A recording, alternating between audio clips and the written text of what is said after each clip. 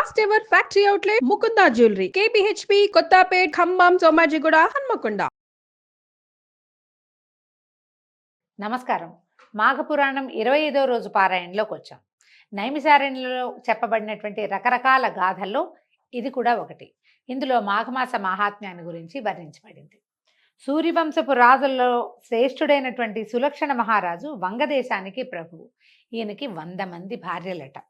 ఈయన ప్రజల్ని కన్నబిడ్డల్లాగా పరిపాలించేవాడు. చాలా ధర్మప్రభువు, ధైర్య సాహసాల్లో మేటి, బలవంతుడు, శూరుడును. అయితే ఇతని ఏలుబడిలో ప్రజలు సుఖశాంతులతోటి సంతోషంగా ఉండేవాళ్ళు. ప్రజోపయోగమైన పనులను ఎన్నిటినో చేసి చాలా ప్రఖ్యాతి పొందాడు. దయాదాక్షిణ్యాలు, దాన ధర్మాలు అవన్నీ వాటితోటి ధర్మప్రభువుగా ప్రసిద్ధికెక్కాడు. ప్రజల కష్టాలని తనవిగా భావించి ఆదుకునేవాడు కూడా. ఇతని పరిపాలనలో దొంగతనాలు, దోపిడీలు లాంటివి కూడా అసలు జరిగేవే కాదట. అయితే నిత్యము ఐశ్వర్య సంపదలతోటి తులతూగుతూ ఉండేది రాజ్యము, తులతూగేది. రాజుగారు కూడా అష్టైశ్వర్యాలు అనుభవించే అవకాశం ఉండేదట. ఎంతున్నా ఏం లాభం. ఇంత ధర్మప్రభువు కూడా సంతానలేమితోటి బాధపడేవాడు. పుత్ర సంతానం లేకపోవటం అతన్ని కుంగదీసేది. పుత్రులు లేని వారికి పున్నామ నరకమే గతి అని అనుకునేవాడు. అపుత్రస్య గతిర్నాస్తి అనేవాళ్ళు. ఈ అపుత్రస్య గతిర్నాస్తి అని చెప్పిన వాళ్ళే ఈ మన దౌహిత్రుణ్ణి పుత్రుడిగా భావించుకోమని కూడా చెప్పారండి. కానీ ఈ మొదటి వాక్యాలే ఎక్కువ వినేవాళ్ళు, ఎందుకనో మరి. అయితే ఈ పుత్రులు లేకపోవటం వల్ల పరిపరి విధాలు చింతించేవాడు. ఈయన ప్రధానమైన సమస్య ఏంటంటే రాజ్యం తన తర్వాత తన వంశం వారికి వెళ్ళాలి. కొన్ని తరాలుగా వాళ్ళ వంశమే ఆ రాజ్యాన్ని పరిపాలిస్తుంది. ప్రజలు ప్రభువు పట్ల విశ్వాసపాత్రులుగా ఉండేవాళ్ళు. ఆయన సంతానమే తమకు ప్రభువుగా కావాలని కోరుకునేవాళ్ళు కూడాను. అయితే దీనికి తరుణోపాయం తెలుసుకోదలిచి ఈయన ఏం చేశాడట, నైమిషారణ్యంలో ఎన్నో విధాలైనటువంటి యజ్ఞయాగాదులు, తపస్సులు చేసుకునేటువంటి మునిశ్రేష్ఠుల దగ్గరికి వెళ్ళాడట. చాలామంది ఋషులు, మునులు నైమిషారణ్యంలో ప్రశాంత వాతావరణంలో తపస్సులు చేసుకునేవాళ్ళు. అక్కడికి వెళ్ళాడు. ఓ మహర్షులారా, నేను ఈ దేశపు రాజును, నన్ను సులక్షణ మహారాజు అంటారు. మాది సూర్యవంశం. నాకు 100 మంది భార్యలు ఉన్నారు. సంతానం లేదు. పుత్రులు లేకపోవటం వల్ల మిక్కిలి బాధపడుతున్నాను. పుత్ర సంతానం కలగటం ఎట్లా? పుత్రులు లేని వాళ్ళు పున్నామ నరకానికి వెళ్తారు కదా. నాకు పుత్ర సంతానం కలిగేలాంటి మార్గం, పరిష్కారం ఏదైనా సూచించి నన్ను ఇందులో నుంచి బయటపడేయండి అని పరిపరి విధాలుగా ప్రాధేయపడ్డాడట. ఈయన బాధలు విన్నటువంటి ఋషులు, మునులు వాళ్ళందరూ చాలా జాలిపడి, మహారాజా, ఎవరైనా పుత్రహీనులు అవడానికి వాళ్ళ పూర్వజన్మే కారణం. సంతానం లేదు అంటే పూర్వజన్మలో చేసిన దానాలేవి లేకపోవటం వల్ల సంతానం కలగదు. కుమారులు కలగలేదు అంటే ఏదో ప్రత్యేకమైన కారణం ఉండుంటుంది అని చెప్పి ఏం చెప్పారు, నువ్వు పూర్వజన్మలో కూడా మహారాజువే అయినప్పటికీ ఏనాడు మాఘమాసంలో ఒక్కసారైనా నువ్వు నదీ స్నానం చేయలేదు. అంటే దీని భావం ఏమి తిరుమలేశ అంటే, మాఘంలో నదీ స్నానం చేసిన వాళ్ళకి తర్వాత జన్మలో సంతానం కలుగుతుంది. అలా తెలిసి కూడా స్నానం చేయని వాళ్ళకి సంతానం కలగదని చెప్తున్నారు. మాఘమాసాన్ని పూర్తిగా నిర్లక్ష్యం చేసావు. నీవు పూర్వజన్మలో ఏ ఒక్క బ్రాహ్మణుడికైనా ఒక గుమ్మడికాయను కూడా దానం ఇవ్వలేదు. బ్రాహ్మణులకు గుమ్మడికాయనిచ్చట్లో గల ఆంతర్యాన్ని గ్రహించలేదు. మాఘమాసంలో శుద్ధ సప్తమి తిథి యందు ఎవరు కూష్మాండ దానం అంటే గుమ్మడికాయని దానం చేస్తారో వాళ్ళకి తప్పకుండా పుత్ర సంతానం కలుగుతుంది. అంటే దీని లెక్క ప్రకారం ఎవరెవరికి కుమారులు ఉన్నారో వాళ్ళందరూ కింద జన్మలో మాఘంలో ఏదో ఒకటి దానం భార్యో భర్తో చేసుకుని ఉండొచ్చు అని అనమాట. ఇలా చెప్తారండి కథలు. ఎందుకంటే మనతోటి ఇది చేయించటం కోసమే. మనం ఇలా చేస్తే వచ్చే జన్మ మీద మనకు నమ్మకం ఉన్నా లేకపోయినా మనం దానం చేస్తాము ఒక వస్తువు, కూష్మాండం. ఆ గుమ్మడికాయ వండుకుని తినేటప్పుడు ఆ బ్రాహ్మడు ఆహాహా ఎంతో మంచిగా ఇచ్చారని మనం మెచ్చుకుంటాడు కదా. అది మనకి పుణ్యబలంగా ఉంటుంది. మనకు అది సహాయం చేస్తుంది ఆ పుణ్యం. ఇవేవి నువ్వు కిందటి జన్మలో చేయకపోవటం వల్ల నీకు ఈ జన్మలో పుత్ర సంతానం కలగలేదు. మాఘంలో స్నానం చేయలేదు.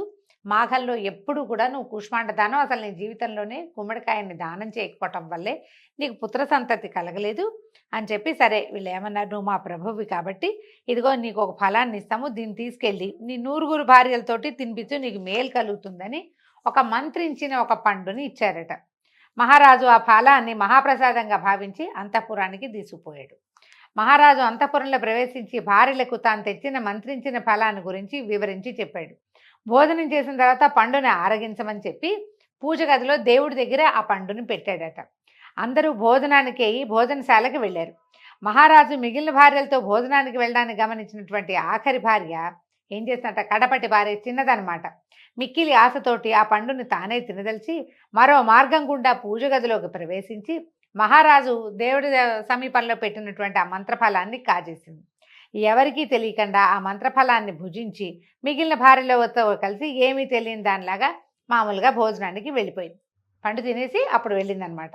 మహారాజు తన భార్యలతో సహా భోజనం ముగించి మంత్రించిన ఫలం కోసం చూసేసరికి ఏముంది అక్కడ? బంగార పళ్ళె ఉంది, కానీ అందులో పండు లేదు. ఈయన నిర్ఘాంతపోయాడు. పండు కోసం పలు చోట్ల వెతికించాడు. చాలా కోపం వచ్చి అందరిని అడిగి కేకలు పెట్టాడు. ఎవరు? మాకు తెలియదంటే మాకు తెలియదు అన్నారు. ఎంతో కష్టపడి ఇంతకాలానికి మహామునుల అనుగ్రహం వల్ల పొందిన సంతాన ఫలాన్ని పోగొట్టుకున్నానని చాలా బాధపడ్డాడట. గోడును విలపించాడు. దుఃఖంతో కుంగిపోయాడట. మంచం బట్టి కృషించిపోయాడు. ఇదంతా గమనిస్తున్న చిన్న భార్యకి చాలా జాలేసింది, పశ్చాత్తాపం కలిగింది. అయ్యో, పండు ఆశ కొద్దీ తినేసానే, ఈయనేమో ఆ పండు కోసం బెంగపెట్టుకుని ఇలా మంచాన్ని పడిపోయాడు అని చెప్పి సరే ఏమనుకుంది, భర్తకి ఈ మాట చెప్తే కానీ నా మనోవ్యధ తీరదు, ఆయన మనోవ్యధ తీరదు అని భావించి ఎవ్వరూ లేని సమయంలో భర్త గదిలోకి ప్రవేశించింది. ఆయన మంచి నిద్రలో ఉన్నాడు. సడన్గా శబ్దం వేసరికి ఉలికి పడలేచి పెద్ద పెద్ద కేకలు పెట్టాడు. ఎవరు ఎవరు అని గర్జించాడు. ఆవిడ అదిరిపోయింది. అసలే తను చేసిన దొంగతనం చెప్పాలి, ఆవిడ భయంగా ఉంది, బితుకుమంటూ వచ్చింది. ఆయన కేకలు పెట్టేసరికి ఇంకా హడిలిపోయింది. ఎట్లా గోట్లాగా ధైర్యాన్ని కూడగట్టుకుని నాదా మీ కడపట్టి భార్యని ఆయన గదిలో వెలుతురు కూడా లేకుండా చేసుకున్నాడటండి. చీకటి గదిలో పడుకుని ఉన్నాడు. కొత్తగా మనిషి వస్తే వెలుతురు ఉంటే కనపడుతుంది, చీకటో ఏం కనపడుతుంది? పైగా ఆయనకు 100 మంది ఉన్నారు, అందులో ఆ 100 మందిలో ఎవరు వచ్చారో తెలియదు పేర్లు చెప్తే గాని. దాంతో ఈవిడ ఏం చెప్పిందంటే, నేను మీ కడపటి భార్యని, మీకు ఒక నిజం చెప్పాలని వచ్చాను. మీరు పోయిందనుకున్న మంత్రఫలాన్ని నేను తిన్నాను, మీకు భయపడి మాట్లాడలేకపోయినా క్షమించండి అని భర్త కాళ్ళ మీద పడి వెక్కి ఏడ్చి ఆయన్ని పరిపరి విధాలుగా క్షమాపణ కోరుకుంది. 100 మందికి సంతానాన్ని ప్రసాదించగలిగిన ఆ పండుని ఒక రకమైన దురాశకి, ఉద్వేగానికి లోనై కూడా యాంగ్జైటీ అంచుకోలేక తినేసింది అమ్మడు పాపం. అయితే సరే ఈ బాగా దుఃఖించింది. కానీ ఈయన ఏమంటున్నాడు, సరేలే పండు పోలేదు, ఎవరో ఒక భార్య అయినా తింది, ఆ ఒకదానికైనా సంతానం కలుగుతారని భావించి భార్యని కౌగిలించుకుని కొంచెం ఆవిడ్ని ఓదార్చాడు. పుత్రుడు కలగబోతున్నందుకు పుట్టెడు సంతోషాన్ని పొంది చాలా గారాభంగా ఆ అమ్మాయిని చూసుకున్నాడు. అయితే క్రమంగా విషయం ఎన్నాళ్ళు ఉంటుందంటే కొద్ది రోజుల్లో బయటకు వచ్చేది. కడపటి భార్య గర్భవతి అయి పుత్రుడిని కనబోతోందని గ్రహించిన మిగిలిన భార్యలు ఈర్ష్యాసూయలతో ఉడికిపోయారు, కోపం పట్టలేకపోయారు. ఆమెకు కుమారుడు కలిగితే మహారాజు తమని నిర్లక్ష్యం చేస్తాడని భావించారు. అక్కడి నుంచి ఏం చేశారు, రాజు తమను చూసుకోవట్లేదు, వాడిని దాన్నే చూసుకుంటున్నాడు, అదేమో అందరికీ లభించవలసిన ఫలితాన్ని తను ఒక్కతే తినేసిందని చెప్పి కోపంతో ఈ ఆఖరి భార్య తినే భోజనంలో విషం కలిపేశారట. విషాన్నం తినేసింది అమ్మాయి. తినేసరికల్లా ఈ పెట్టుడు మందు ప్రభావం వల్ల కడపటి భార్యకి పిచ్చెక్కింది, మతిపోయింది అమ్మాయికి. కానీ వరప్రసాది అయిన కడుపులోని పిల్లవాడికి మాత్రం ఏమీ కాలేదట, బాగానే ఉన్నాడు పిల్లాడు. పిచ్చి పట్టిన కడపటి భార్య ఒకనాటి రాత్రి అర్ధరాత్రి సమయంలో ఎవరు చూడకుండా అడవిలోకి పారిపోయింది. ఇది ఒళ్ళుపై తెలియటం లేదు, ఎక్కడికో వెళ్ళిపోయిందనమాట. తాను నిండు గర్భిణి అని కూడా తెలియని పిచ్చిది అడవిలోనే పుత్రుణ్ణి ప్రసవించింది. పిల్లవాడిని కన్నది అడవిలో. అయితే ఆమె పుత్రుణ్ణి ప్రసవించడానికి ఒక క్రూర మృగం చూసింది.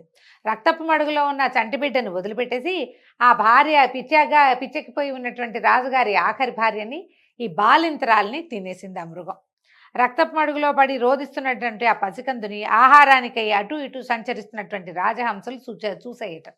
ఈ హంసలు చూసి ఏం చేసినాయి, రెక్కలతోటి ఈ పిల్లవాడి మీద బాగా గాలి విసిరి ఆ ఒంటి మీద ఉన్న తడంతా ఆర్పి ముక్కులతోటి చిన్నగా మెత్తమెత్తటిగా ఉన్నటువంటి పీచుని ఆ చెట్ల నుంచి, కొమ్మల నుంచి, తామర తూళ్లలో నుంచి, కొన్ని చెట్లలో పత్తి లాంటిది కనపడుతుంది, వాటన్నిటిని పీకి పట్టుకొచ్చి ఓ చిన్న పరుపులాగా చేసి పిల్లాడిని రెక్కలతోటి కాళ్ళతోటి ఆ పరుపు మీదకి దొర్లిచ్చి అక్కడి నుంచి చూసుకోవటం మొదలుపెట్టాయి. ఒక ఏడాది పాటు పళ్ళగుజ్జు, తేనె తెచ్చి పిల్లాడికి నోట్లో పెడుతూ మెల్లిగా ఆ పిల్లవాడిని పెంచేయట. ఎంతకాలం పెరిగినాయి? ఏడాది పాటు ఆ ప్రాంతంలో ఉన్నాయన్నమాట. ఆ ఏడాది పాటు పెంచి వేసవకాలం సమీపించడంతో నీరు దొరక్క ఆ బాలుణ్ణి దగ్గరలో ఉన్నటువంటి తమ మిత్రపక్షులకి అప్పగించి వెళ్ళిపోయినాయి. రాజహంసలు మొదట ఏడాది పాటు పెంచి ఈ ఏడాది పిల్లాడిని ఆ ప్రాంతంలో ఉన్న మిగిలిన పక్షుల చేతిలో పెట్టేసి అవి కాస్త వెళ్ళిపోయినాయి. అయితే ఏమైంది, పక్షుల సంరక్షణలో పెరిగిన ఆ బాలుడు ఒకనాడు ఆ వైపుకి స్నానార్థం వచ్చినటువంటి ఒక ఋషిగారి కంటపడ్డాడు. ఈ మునిగారికి 2 భార్యలు ఉన్నారట. 2 భార్యల్ని వెంట పెట్టుకుని ఆయన ఆ నదికి స్నానానికి వస్తుంటే చక్కగా అక్కడక్కడ తిరుగుతూ పక్షులతోటి ఆడుకుంటున్నటువంటి ఒంటి మీద వస్త్రాలు కూడా లేని ఆ పిల్లవాడిని చూసేసరికల్లా ఆశ్చర్యపోయారు. అయ్యో ఎంత బాగున్నాడు, ఎట్లా వచ్చాడు ఏ బాలకుడు రాజబాలకుడో మరి ఎవరో మనుష్య బాలకుడు పక్షులతో పాటు తిరుగుతున్నాడు. ఇంకా వాడికి పెద్దగా మాటలు గీటలు రాలా, పక్షుల్లాగా కిచకిచ అంటం మాత్రం వచ్చింది. వీళ్ళు ఏం చేశారు, ఆ పిల్లాన్ని తీసుకుని ఏడాది దాటిన పిల్లవాడిని ఇంటికి తెచ్చుకున్నారు. తెచ్చుకుని చక్కగా ముద్దుగా పెంచుకున్నారు. వాళ్ళకు కూడా సంతానం లేదు. ఇద్దరు తల్లుల ముద్దులు బిడ్డగా పెరగటం మొదలుపెట్టాడు. పిల్లవాడికి 3 సంవత్సరాలు నిండేసరికల్లా ముద్దుగా మాట్లాడడం వచ్చింది. వీడు రెండో భార్య దగ్గర మునిగారి రెండో భార్య బాగా మాలిమ చేసింది పిల్లవాడిని. బాగా ఆవిడ వెనకాల పడి తిరిగేవాడు, ఆడుకునేవాడు చిన్న తల్లితోటి. ఆడుతుంటే ఈ పెద్ద భార్యకి ఒక రకమైన ఈర్ష్య వచ్చేసిందట. వీడు తన దగ్గరికి రావట్లేదు, తన దగ్గరికే వెళ్తున్నాడు, చిన్నావిడ దగ్గరికని నా సవితి కొడుకు అనుకుని బాలుడు ఆడుకుంటుండగా ఎత్తుకుపోయి అడవిలో దిగబెట్టేసి వచ్చేసింది. భర్త అడిగాడు, ఏది పిల్లాడేరని చిన్నావిడ వెతుకుంటోంది. భర్త కూడా ఏదే పిల్లాడు ఇందాక ఇక్కడ ఉండాలి, నువ్వు వెతుకున్నావుగా, నువ్వు చూసావుగా అంటే నాకు తెలీదు, నేను చూడలేదని చెప్పేసింది. అసూయా పరత్వంతో పిల్లాడిని అడవిలో దిగబెట్టేసింది. ఈ కథలు ఇంత వింతగా ఉంటాయండి. తమ కడుపున పుట్టిన పిల్లవాడినేమో తల్లి వదిలేసింది. తమకి రాజుగారికి అసలు సంతానమే కలగదు, ఎవడో ఒక బాలుడు కలుగుతాడు, వాడే ఈ రాజ్యానికి ఉత్తరాధికారి అవుతాడు అని ఆలోచించకుండా తమకి సంతానం కలగనివ్వలేదు కాబట్టి ఆ అమ్మాయి సంతానం కూడా పాడైపోవాలని కొంతమంది ఆలోచిస్తారు. ఎక్కడో దొరికిన బాలుడు ఒక ఆవిడికి చేరికయ్యాడు, నేను కూడా చేరిక చేసుకుందామని అనుకోకుండా ఆమెకి చేరికవటమే నచ్చలేదు, తనకి కొడుకుగా ఉంటున్నాడు కాబట్టి ఈ పిల్లాన్ని వదిలించుకుందామని చంటిబిడ్డని 3-4 ఏళ్ల పిల్లాన్ని ఎవరైనా అడవిలో వదిలిపెడతారండి.